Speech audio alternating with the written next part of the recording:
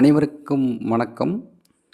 Doctor உவே சாமிநாத ஐயர் பழைய ஓலைச்சுவடுகளில் இருந்து கண்டுபிடித்து பதிப்பித்து உலகிற்கு அளித்த சங்கர நாராயணர் திருவந்தாதி நூலில் இருந்து ஒரு பாடல் பற்றி இந்த பதிவில் காண்போம். இந்த பாடல் சங்கரன் கோவில் அருள்மிகு சங்கர நாராயண சுவாமி மீது பாடப்பட்டதாகும்.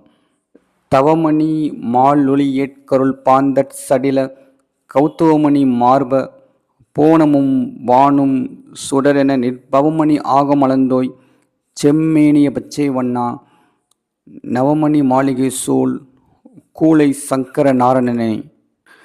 இந்த பாடலின் பொருள்: